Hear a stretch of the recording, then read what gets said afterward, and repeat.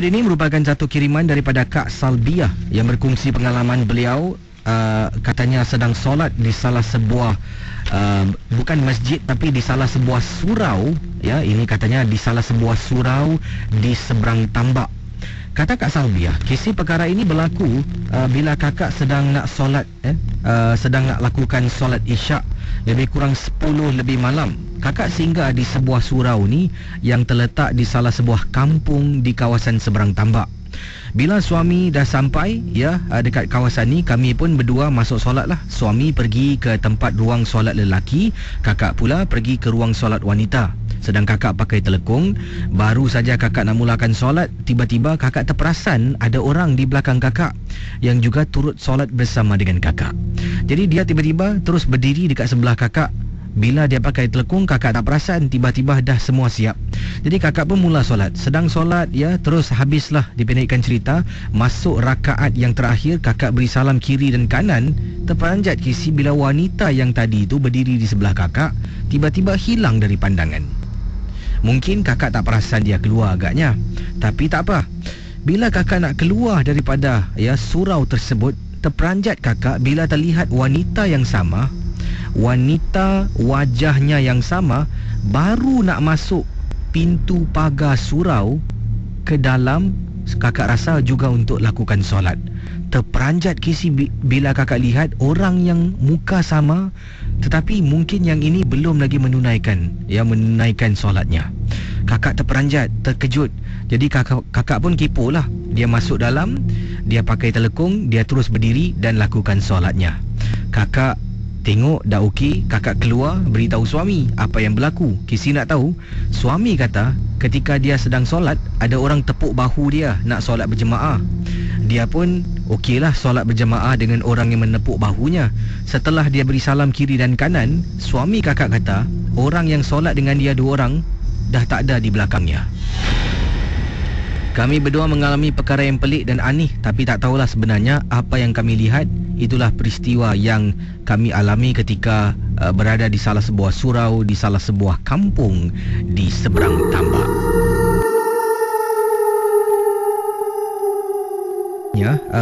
Beberapa kali cuba melakukan satu perkara ini adalah pemujaan roh-roh si mati. Jadi bila ditangkap oleh ibunya untuk beberapa kali dan ibunya marah, kemudian dia akan buat bodoh lah. Ni saya ringkaskan kisah emailnya panjang 1, 2, 3, 4 muka surat Jadi secara ringkas lah. Tapi bayangkan satu malam ni, hari Khamis malam Jumaat, rumah tak ada orang. Anaknya telah pun ibunya rasalah seolah-olah telah pun menggunakan mentera-mentera yang didapati dari mana, dia tak jelaskan di sini. Tetapi yang menyeramkan, bila dia balik dengan suami, dia dapati nampak kasut anaknya ada di tempat rak kasut. Jadi anaknya dah pulang kan. Dia teriak panggil nama anaknya berkali-kali, tak menyaut. Dia tengok pintu bilik tutup. Bila cuba buka, tak boleh dibuka pintu bilik anaknya, ia dikunci dari dalam. Jadi dia pun ambil kunci. Dia ambil kunci, alangkah terperanjat bila dia dan suami buka pintu, anaknya terbaring di lantai, mulut berbuih, seolah-olah tercungap-cungap, tidak boleh bernafas. Casey katanya kakak pada ketika itu memang cukup-cukup kuatir dan rasa-rasa tak tahu nak buat apa. Kami terus telefon ambulans. Bila ambulans sampai, dibawa ke hospital, masuk A&E, dan doktor mengesahkan anak kakak ni seolah-olah terkena serangan sesuatu yang kakak tak boleh jelaskan. Bila dah pulih, dia terus berdiam diri senyap.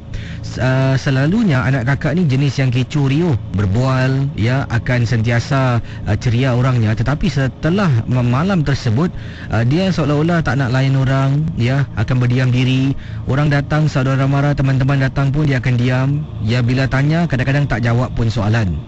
Dan selepas lebih kurang 2 minggu lebih ya, anak kakak dah pulih daripada apa yang berlaku di rumah. Kisi bayangkan akhirnya kami duduk bertanya. Dia kata dia telah pun melakukan sesuatu pada malam tersebut. Dia telah mendapat satu mentera yang didapatkannya dari seseorang dan cuba-cuba, ya, dia duduk depan cermin dan membaca mentera tersebut, menyeru roh-roh yang sesat yang terperangkap dalam cermin. Mengikut apa yang dia tahu, ya, yang diceritakan, setiap cermin dalam rumah pasti ada roh yang terperangkap. Dari situlah kalau dengan membaca mentera ini, roh itu akan keluar dan dengan bantuan roh itu dia boleh melakukan apa yang kita hajatkan.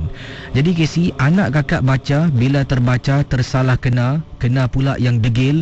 Habis anak kakak telah pun dianiaya oleh makhluk tersebut sampaikan terbaring mulut berbuih Casey.